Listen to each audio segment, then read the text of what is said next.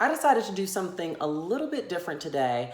And instead of discussing, our usual with pop culture and entertainment news, I wanted to commemorate my 5 years in Los Angeles as a SoCal resident with discussing my journey to get here. Now, listen, if you have followed my career or follow me on social media, then you know bits and pieces of this story. But I wanted to take the opportunity on my channel to be a little bit more in depth. So let's get started.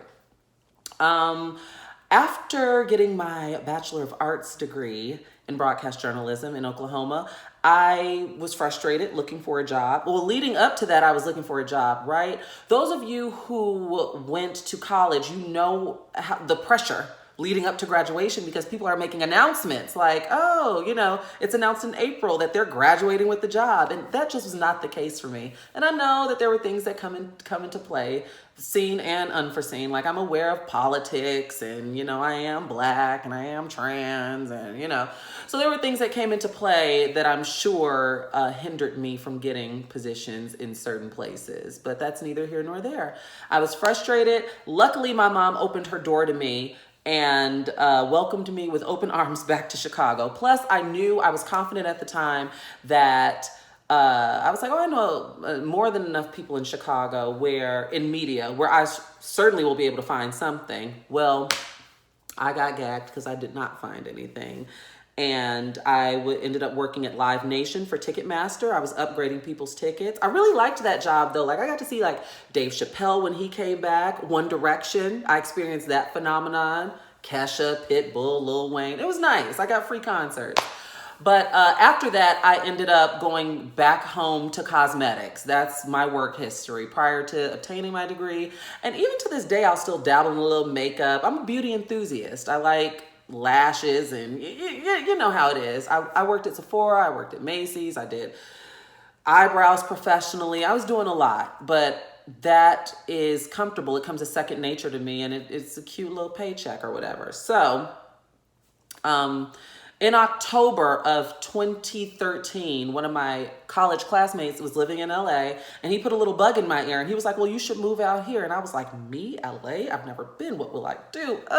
But keep in mind, I was so damn frustrated in Chicago because I wanted a job and I knew that things came into play within the field as far as climbing the ladder, which means typically when you're in radio and television, you start at a smaller market and the goal is to work your way up to a bigger market. But I knew that I could not be, shout out in Dubuque, I could not be in Dubuque, Iowa, driving past cows on my way to work. Because, in some small towns, one could say that they'd throw a riot. They'd have a riot if they found out that a Black trans woman was on the news.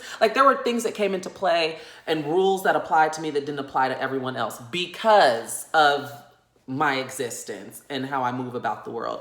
So I was like, okay, I'm thinking about LA. And then we all remember where we were on December 13th, 2013, when Self-Titled dropped. Beyoncé dropped her album. The conversation changed. She changed the game when that digital dropped. The conversation changed around music. Beyoncé was being celebrated. I just remember that time so vividly because I was so damn inspired. And I remember on her YouTube channel, and the videos are still up, she released a 5 installation documentary detailing the making of that album and the rollout, just the everything. And like I said, I remember being so inspired. And the chapter that stood out the most to me, I'll include the link in the description box, was chapter 2, in which she discussed risk taking. And I'm an earth sign, so I'm grounded. So I'm all for the risk taking, but it needs to be calculated risks like she did. She's an earth sign too. She's a Virgo. It's a calculated risk. I don't react well to impulsiveness and just winging it. We got to have a plan. I like to have my I's dotted and my T's crossed. And so she discussed how when she was 9 years old, she was on Star Search with Girls Time and they lost. She really emphasized how you can give it your all. You can give something 150% and still quote unquote lose, and how you bounce back from that and how you shouldn't let that discourage you from other risks and from moving forward. And so, like I said, I was very encouraged and inspired by that. So I'm at the Macy's. I'm saving as best as I can because I've made up the decision From his suggestion in Beyonce's album, I'm like, I'm gonna do this. So I'm saving as best as I can. On April 20th, I bought a one-way plane ticket from O'Hare Airport in Chicago to LAX. And that's when things got real, because keep in mind, this entire time I had been talking. To everybody, it was just talking, but you buy that ticket and it gets real. And people started coming to me and putting little, saying little stuff to me. But to this day, I don't believe that a lot of it was malicious. I believe people were just trying to look out for me because I didn't know anyone. This is uncharted territory. And I know that if I can do it, anyone can do it. But I also acknowledge that a lot of people wouldn't be open to just uprooting their lives and starting anew, starting fresh, not knowing anyone. Like it's a lot that goes into this emotionally, okay? So I bought the ticket, and then on May 1st, I announced it online officially. And everybody's like, "Woo." Fast forward to June 15th. It's Father's Day. That's when I bought the ticket for the 15th because I prayed in April. When I bought the ticket, I prayed, Spirit lead me to the date. And I just kept hearing June 15th. And that's when I bought it. And that's not to sound dramatic. That's real tea. And so I arrived in LA at 11:45 a.m. on June 15th, 2014 with bright eyes, bushy tail, 2 suitcases, a laptop bag, and $3,000. Now I had gotten the $3,000, part of it was from saving, and then I had 2 going away parties. One with my family, and aunts and uncles and everybody giving me money, and we all came out to celebrate. And then one was with my coworkers at a club in which they gifted me. I wasn't expecting any sort of gifts. I knew what everybody was making, but they gifted me. Everybody had pitched in some greenery, some money. So I moved out here, and even with $3,000, girls, especially LA residents watching this, you cannot get too far with $3,000. And so when I boarded my flight, I remember feeling an alignment because Destiny's Child's Bootylicious was playing. This was a Virgin America flight. Destiny's Child's Bootylicious was playing, and in first class, I saw Sherry Salata. Now, Sherry Salata, for those of you who do not know, she was Oprah's right-hand woman. She was like an EP on the Oprah show, and then she had gotten promoted to like COO or vice president or whatever of the OWN network. She's no longer there, but of course I knew who she was. Plus at the time, prior to leaving Chicago, I knew a lot of the producers at Harpo because they would call me and, you want to come to life class or email me, things like that. But I could never get a job there because they had no turnover rate. You working for Harpo, you ain't going nowhere no time soon. So I say all that to say, I just felt so encouraged during that flight. I listened to Grown Woman on loop, Beyonce's song, I'm a grown woman. I could do whatever I want. I was looking for anything to reaffirm this decision because I felt like a lunatic. I'm moving to LA. I don't know anyone. I have like associates, but they're not near me. They're not in LA proper. Like they're in a LA county, but not LA proper. So I had associates, no friends, no family, no house. When I moved here, I was living in a hotel. I even did a video, and I'll include that in the description box as well. I did a video I think I was like 1 week in, and I discussed my top 3 observations of LA. But I was living in a hotel, and then when I got out here, my transfer dropped because my logic at the time was, okay, I won't have anywhere to live, but I'll have a job, so I'll be getting an income, and I'll be able to monkey bar and get to meet people and then find somewhere to live. Like I was expecting it to come really quickly, but my transfer dropped. So now I was out here without anyone. Everything's on me. Everything's on me. I got too much pride to throw in the towel and move back to Chicago. Mind you, this is all within like a 14-day span, but living it felt like 14 months because I was under pressure. I had too much pride to go back to Chicago, and I felt like I hadn't even given LA a chance, but I was under a lot of stress because my money is flying out of my pocket because I have to eat.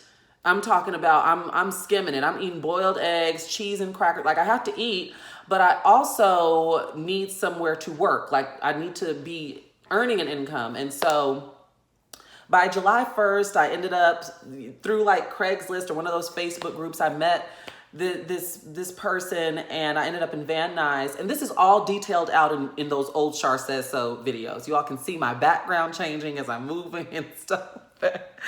But I ended up subleasing a room for $600 a month, and then I ended up finding a job, and everything just worked out. But the beginning was not easy. It was very rough, darling. And so I guess what I want you all to get from this video is hang in there, you know, hang on to your dream. I had nothing, fortunately, I acknowledge my privilege in that I had nothing holding me to Chicago. Like, both of my sisters moved to New York. My parents are still in Chicago, and I have aunts and uncles in Chicago. But when I say I had nothing holding me, like, I had no man, I had no kids. Not to say that means anything, but now you got to think about other people when you making decisions. You get what I'm saying? And so, yeah, I'm just so, this past weekend I was able to zoom out and really look at all that I have been so blessed to do. It's made me emotional. I was out with Jace on Friday and I burst into tears when I was thinking about like this upcoming week that we have coming up. I am booked. Kelly Price booked. R&B Divas TV One booked. And I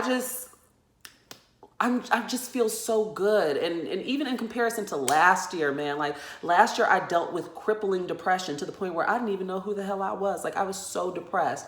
But like I said, when I zoom out, and I want you all to take time to zoom out today and look at your blessings. Like last year, and even the entire time I've been here, I've never had a pink slip on my door, never had an eviction notice or a threat, never, you know, I still have always consistently been booked and paid. I've worked for free.